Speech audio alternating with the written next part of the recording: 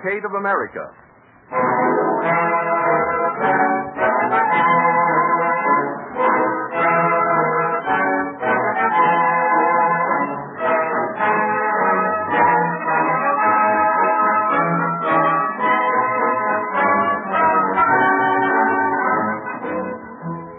Many listeners to the Cavalcade of America, presented each week at this time by DuPont, have written letters of appreciation. We take this opportunity to thank all these people for their kindness, and we quote a comment from Miss Mabel Thatcher Washburn, President of the National Historical Society, as follows. Certainly the DuPont Company is rendering a real service in presenting episodes and phases in our country's history so full of drama, of thrill and romance, but yet so little known to the great proportion of the people. I congratulate you on this endeavor and hope your important work may be continued. It is likewise the hope of the sponsor that all our listeners are finding interest and information in the little stories of chemistry that are included in these broadcasts to illustrate DuPont's phrase, better things for better living through chemistry.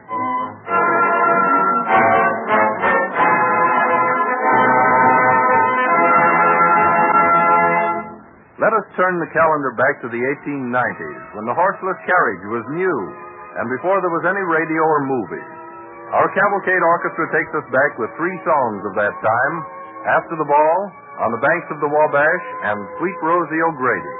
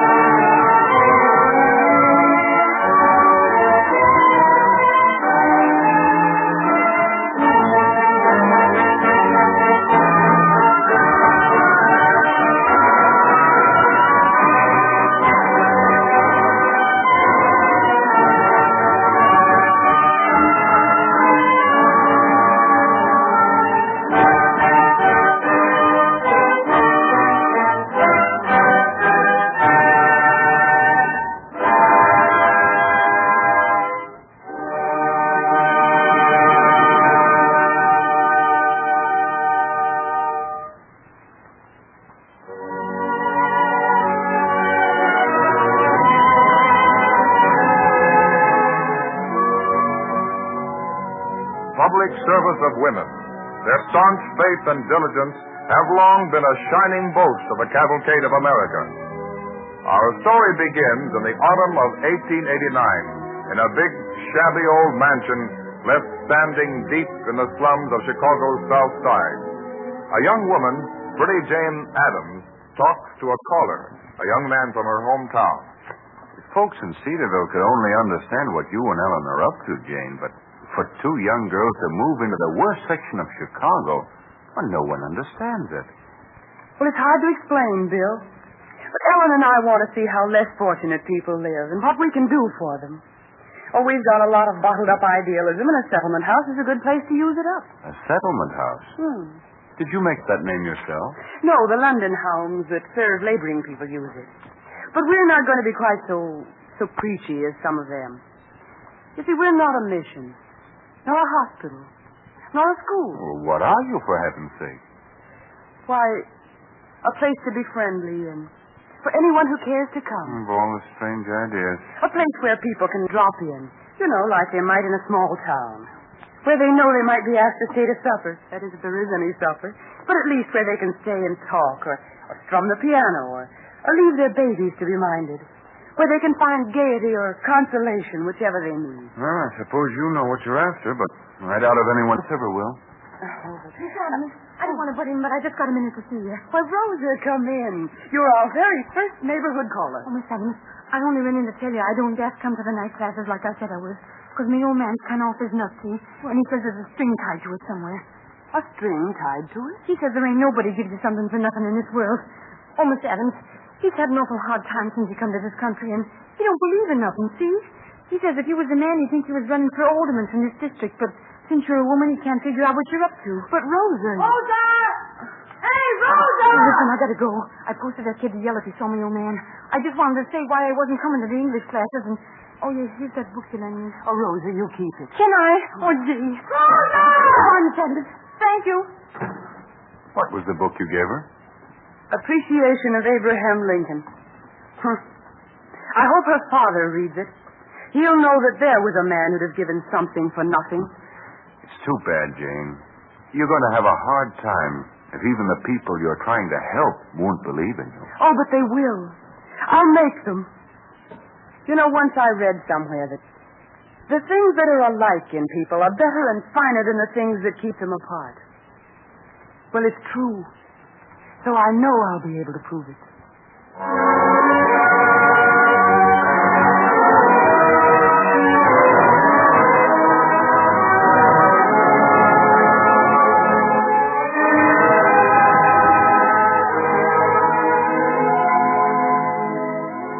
Proving the brotherhood of man. That was young Jane Addams' work on the south side of Chicago. To win over the slum people, to give them free kindergartens, free night schools and clubs, to wash their babies, mind their children, care for the sick, and comfort the bereaved. That was the doctrine of Hull House. But though Chicago became quickly interested in the settlement house, there was always one great problem, the need of money. A few years later, in the living room of Hull House, Jane Addams talks to a small colored boy. Did you have enough to eat, child? Yes, I got plenty to eat. Thank you. You're welcome. Now, I want you to tell me, why do you and the other children come and stand in our doorway these hot days? 'Cause it's out of the sun. Cool. But haven't you got homes around the neighborhood? Yes, but you see, our mammies works out. They don't want to leave us in a room. There might be a fire or something. So you're turned out on the street. Well, what does your mammy do with you in the winter? Well, I go to school, but she takes a chance and ties my little brother to the kitchen table. You want this penny, ma'am? What's the penny for? Your lunch? Yes, Mammy gives me a penny every day to get something to eat. Well, you keep the penny. And beginning tomorrow, when it's noontime, you bring the other children down in the entrance, inside the house, and we'll give all of you lunch. Will you remember? Oh, yes, I'll be here. Well, Jane. Oh, Ellen, I heard part of that tete-a-tete, Jane. Where do you think you'll get money to feed that army? Ellen, are we short on funds again? There isn't even enough money to finish fitting out the gymnasium. That's what we wanted first. I beg your pardon. Oh, come in. I hope you don't mind. I heard anyone was welcome to walk right in and look the place over. Well, they generally do at any rate. My name's Kent, William Kent. Maybe you've heard of me because I inherited a lot of money. Oh, yes. A single man, any amount on something that'll interest me, I'd like to invest. I'd prefer something, of course, that could have my name on it. Oh. The first thing that came into my mind was lunches for the children of working women in the neighborhood. But, of course, they wouldn't have your name on them. I'm afraid that wouldn't do. What did I overhear you saying to this other lady about a gymnasium? Oh, yes. But you see, we've got the building, and, well, we sort of thought we'd name it for the woman who helped us. Of course, we couldn't. There's plenty of time for you to think of something. No hurry. Mr. Kent, wait. Aren't you the man who owns those two big tenements over on Polk Street? Why, yes, I believe those are my buildings. Well, I know just what you could do. Tear them down. Tear them down?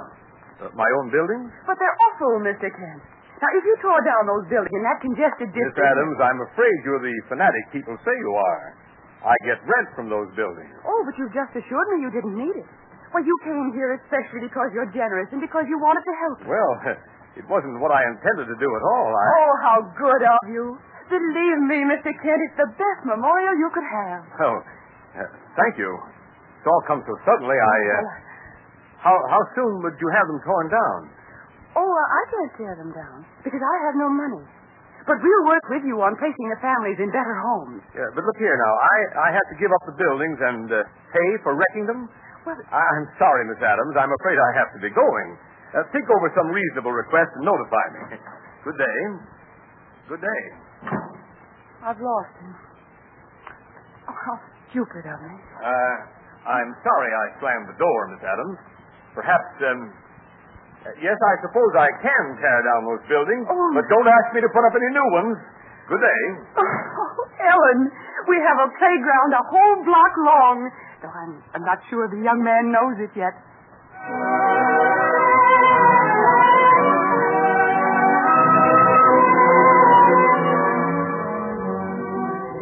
Hull House gained a playground for the South Side, and the basis for Chicago's present playground system was laid. Other Hull House experiments showed the way for civic and social improvement throughout the country. Yet, in many Hull House ventures, Jane Addams found bitter opposition. A few years after her settlement opening, Miss Addams reached two callers. Gentlemen, have you come to see me again about the sweatshop bill before the legislature? Miss Addams, after we called on you yesterday, we went back to the men who sent us here. They're men who own shops of the sort that would be put out of business if this bill you're backing so hard becomes a law in Illinois. Well, we told them you couldn't be talked out of your stand. So they've got another proposition. What do you mean? We can offer you $50,000 to build up Hull House. No strings tied to it. No strings. Except to forget my interest in ending sweatshops. Well, naturally. $50,000 is a great deal of money. And I could use it. But when it comes to forgetting the things I've seen, dark basements where women huddle to finish work that'll net them 5 cents a day, or rickety lofts where children bend over 10 hours long tasks, sobbing as they work, those things I can't forget. Well, I respect your courage, Miss Adams. Don't forget you're making a certain element of this town pretty mad. Gentlemen, we'll fight tooth and nail for this sweatshop bill. And, well, if Hull House is destroyed in the fight, well, there'll always be other neighborhoods, other people who need helping.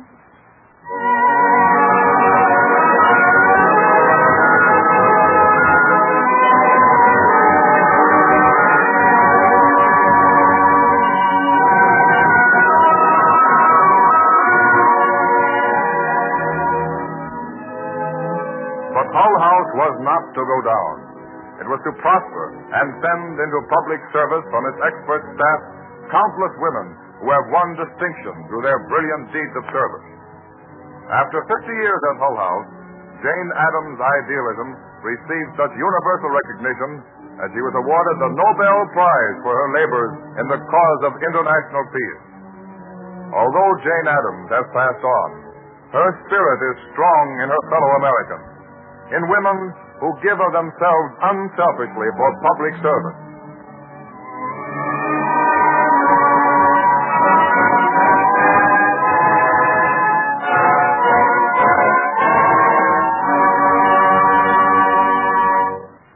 Two melodies of today, I Dream Too Much and I'm the Echo by Jerome Kern, both from the motion picture I Dream Too Much.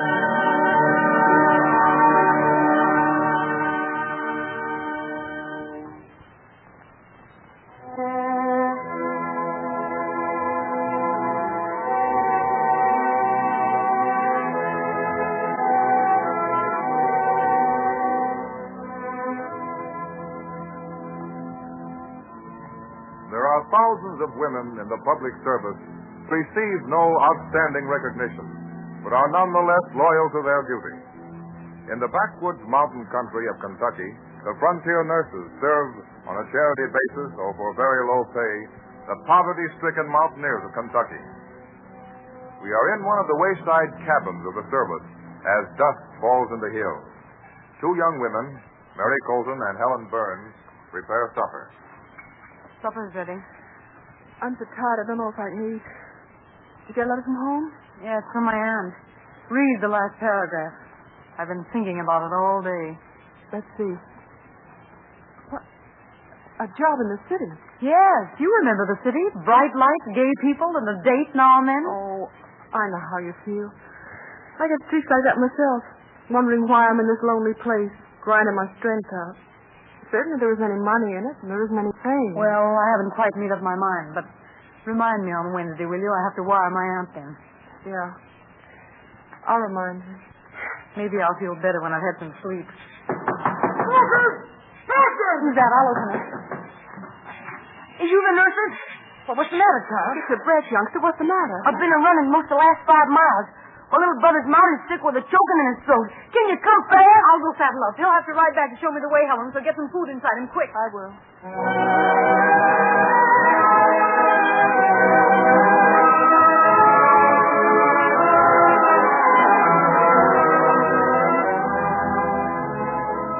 Through the lonely, beautiful hills of Kentucky, the frontier nurses ride at all hours on errands of mercy.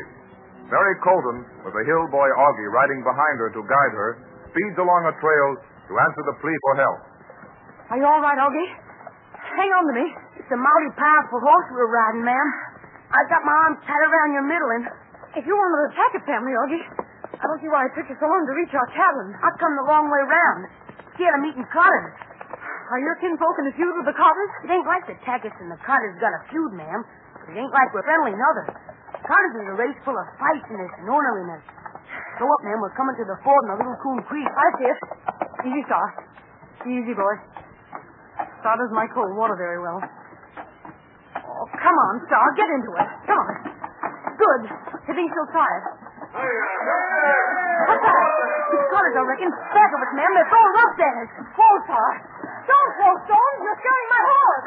Fall, Star. I'm slipping. We're both going into the water, Augie. Jump clear. Let's have a look at it. Augie, are you hurt or just wet? Lord Almighty, it's a woman. Yes, it's a woman, you big hoodlum. I'll give you a lot of satisfaction to throw rocks at a horse and get us soaking wet. And my horse is scared off. It's a furred woman. It's one of them frontier nurses. Got a sharp tongue in her skull. When you finish sizing me up, maybe you'll chase my horse. Hey, she's ordering us around. Don't call to be sassy, ma'am. It was a mistake. We were feeling in an antique way, but we weren't aiming to hurt nobody. Oh, you idiot. Please don't stand there. Help me. Lord Almighty, that little one she's got ain't no foreigner. Why, he's a hill boy. What's his name, ma'am? Why, his name is Augie. Who is his kid? He's an Owens, Augie Owens. How attack it? Attack it, huh? I know there was a reason I scared that nag. I reckon we got to keep Harriet Tackett hereabouts right with us. Don't you catch me. Oh, don't bother him, please. I'm riding on an emergency case, and he's guiding me. Come on, Rick. Don't occupy with the foreigner. We got to get over to Caraville by sunup. Bide, you follow us and bring that Tackett young'un with you. All right. Hey, don't bring the foreigner. Leave her be. Yeah, leave her be. Always to find the place without Augie. Oh, I'm plumb shamefaced, ma'am. Feels like I gotta take this boy. You'll have to whoop me first. Yes. Oh, please. Bige, is that your name? Say, are you little Bige Mayberry? Yes'm. He was at our cabin when my granny was ailing. Ain't pleasure me none, ma'am, take this boy, but I gotta. Oh, but your friends don't really care. See, they've gone off down the path. Why, it isn't even your feud. You're a Mayberry. Yes'm, but I'm out tonight with Carters, and they're Texas folks. They're far down the road. And look, back of me. My horse is coming back. You scared him stiff, but he's doing his best. Well, if you all could now get on that nag and run. Yes, we can. Here, Star. Here, boys. Come on. I can mount in a second. See? Okay, catch my hand and I'll swing you up. There! Ma'am, the whole countryside is favorable to you nurses. Once past the creek, you're safe. Rick Carter ain't let water touch him in 20 years. Get up, Star. Get up.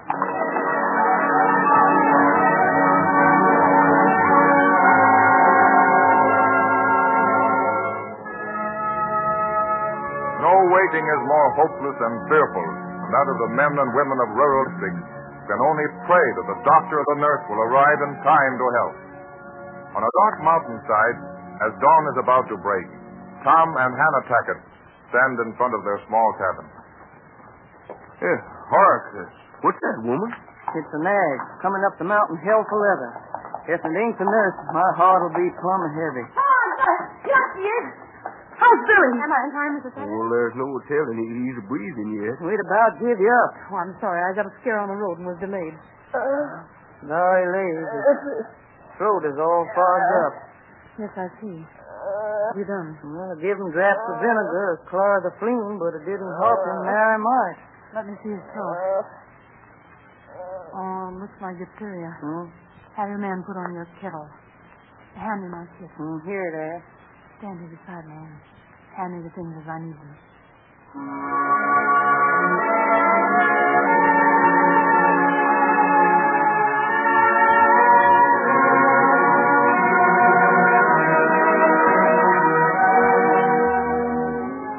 Through the night and for several days afterward, forgetting the passage of time, Mary worked on the sick boy. Finally, her perseverance is rewarded. Well, he's better. Out of danger. What day is it?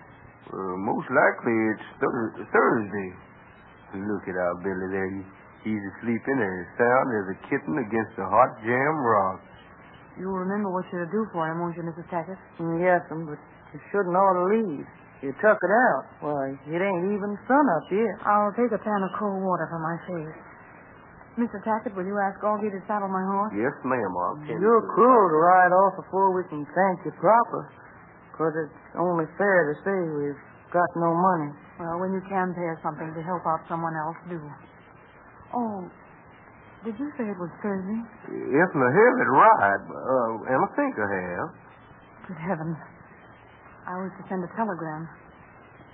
Oh, well, it doesn't matter. I wouldn't have gone anyway. I know that now. You were going somewhere? No, I'm not going somewhere. But I don't care.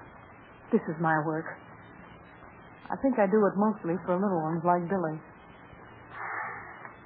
Nurse, are you leaving now? Well, I'll be back in 2 days. I expect you to be well for me by then. You promise? Yes, ma'am. Goodbye, honey. Bye. Bye, Mrs. Tackett. Good day to you. I'll take you to your horse, ma'am. He's kind of restless. All right, thank you. There goes a good woman, Billy. And you're not to forget her, do you hear? Yes, ma'am. For she tended you like you was her own kin. And she didn't even want no thanks.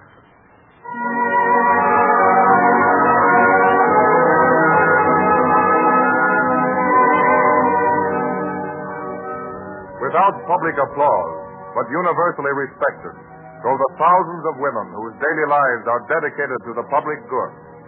Records of their disinterested devotion to duty are being added each day to the nation's history. Women have entered every field of human endeavor, but especially in those professions demanding the highest charitable and humane feeling, they have proved themselves leaders in the cavalcade of America.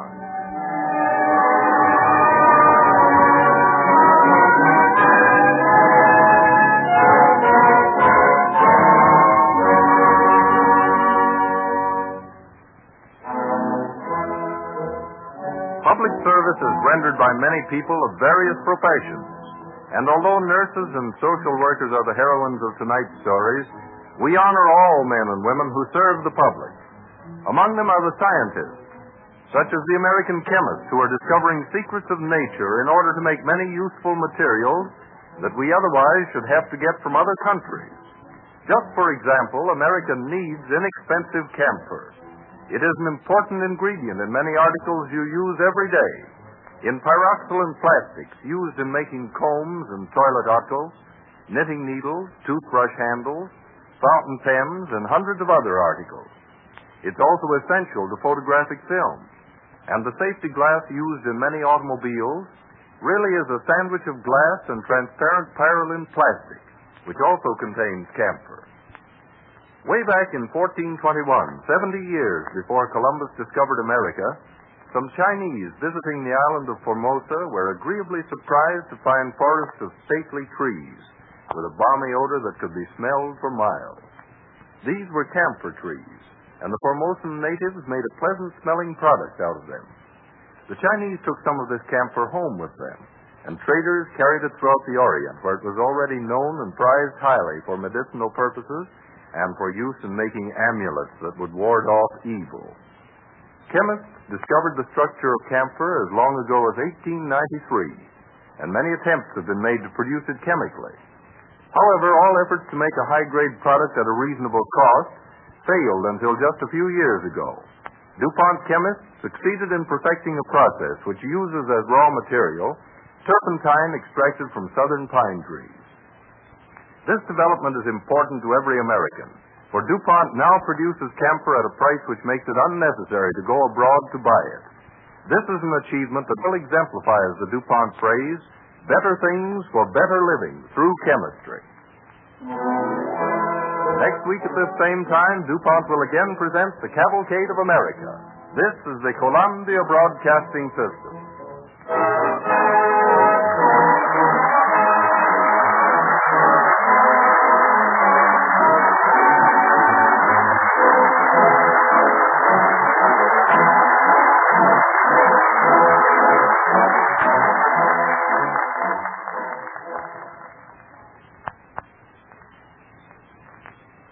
WABC, New York.